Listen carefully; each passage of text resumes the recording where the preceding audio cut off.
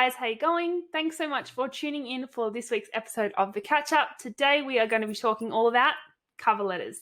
All right, so I know that some of you guys might be job hunting at the moment and your cover letter is super important because essentially it gives a snapshot to the readers exactly what you're all about. They get your vibe and everything, and it really encourages them to keep moving on to the rest of your application. So obviously I've had experience writing them because I'm a teacher. I've had many jobs before. And also I actually used to read cover letters and job applications because I used to do a bit of HR stuff in my marketing job. So let's get to it. I want to help you guys write the best cover letter you can possibly write. Obviously, this is just what I've learned along the way and what I've learned particularly through reading a lot of applications and needing to make that tricky choice of which one do we actually get for an interview, etc. All right, guys, well, let's get to it. The cover letter, creating a great first impression. All right, so the whole purpose of your cover letter is to really know who you are and what you're about. That's what you want the readers to really understand once they've finished reading it.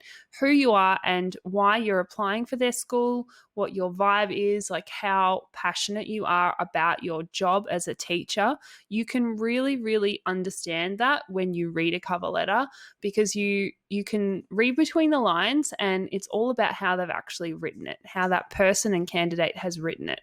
So it brings me to our next point. What's your goal? Because it just really leads on to the fact that you need to make sure that you direct your writing and application. So this is not just for the cover letter, but for the rest of your application as well.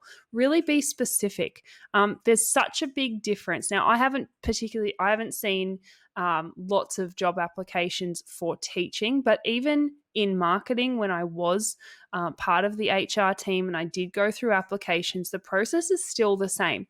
In the cover letter and the application, you really understand who the candidate is, what they're about, and you can tell if they've taken the time to look into your organization or school in this case, and you can really understand how passionate they are about applying for this job and wanting this job because of the level of detail and care that's taken into the application and into the cover letter as well.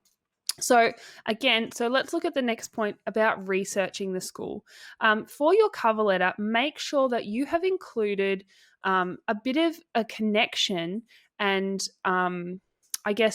write in a way that you understand the school and that you know the school that you're applying for. One of the biggest mistakes that people make is they just have one cover letter and they copy and paste it and they just use it for any application. And as you can see, our next point, write to the principal. What they do is they just, write, "Dear Sir or Madam," and it just shows that they've really not taken the time to, really apply for your position that you're advertising, for your school, for your workplace, and that really makes a big difference in the hiring committee because you want someone who's going to fill not just a position, but be able to fit the culture of your school and cares about your school and it's not just a job for them. It's something that they can be a part of, In terms of formatting, cover letters really just need to be one page.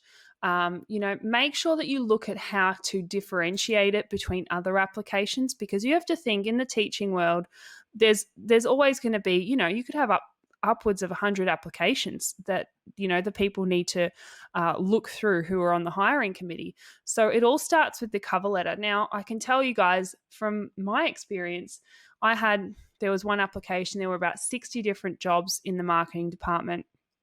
And if the cover letter didn't read well, I didn't even bother looking at the rest of the application. So have a look at how it's formatted, even using different font. Color doesn't mean multicolored and rainbows and pictures everywhere. It means you might just have, a very small but neat margin in one color or some sort of shading happening. still make it professional, keep that undertone, but just make it stand out from the rest. The other thing is saving it in 2 PDF forms is really important.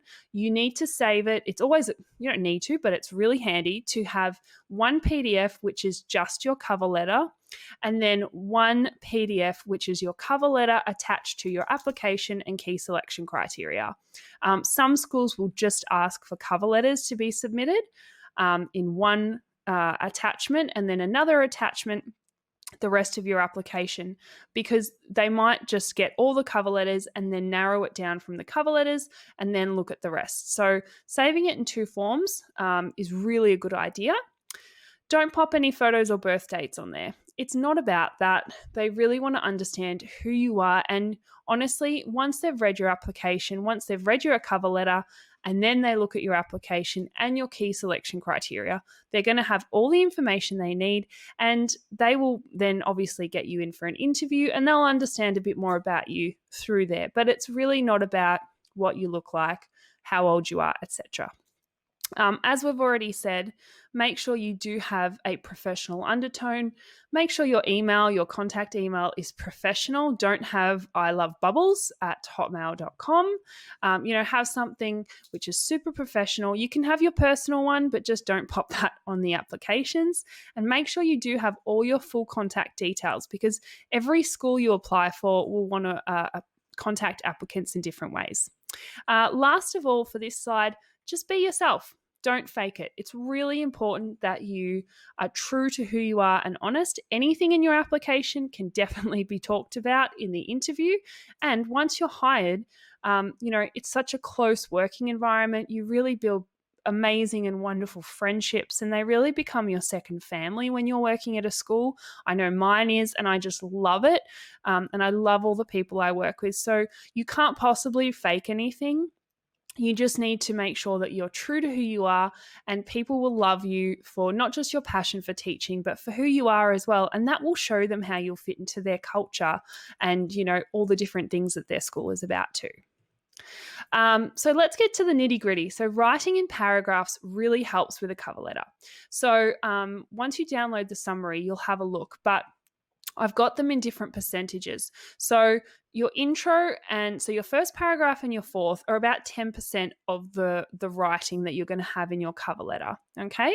So you're going to have your intro, which is just going to be, thank you so much for allowing me to submit my application for job ID 1234567 at, Donaldson's Primary School, Melbourne, Victoria, or something like that. But you just want to have the formalities in that first paragraph. Your second paragraph is a little bit bigger. So that'll be your 30%, about 30% size-wise. That's your current teaching status. So, I have recently graduated from Monash University, and I'm looking for my first full-time classroom position.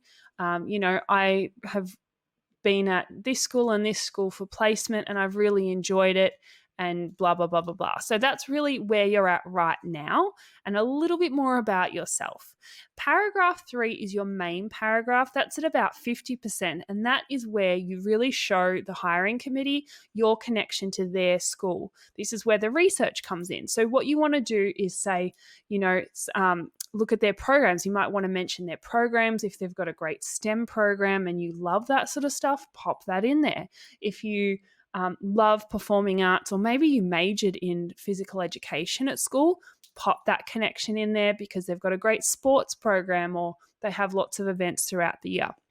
So that's what that paragraph is really, really about. And your final paragraph, we've kind of touched on it, 10% again, that's just your thank you and, when you're available for an interview. So thank you so much for allowing me to submit my application today. I am available using the above contact details at a convenient time.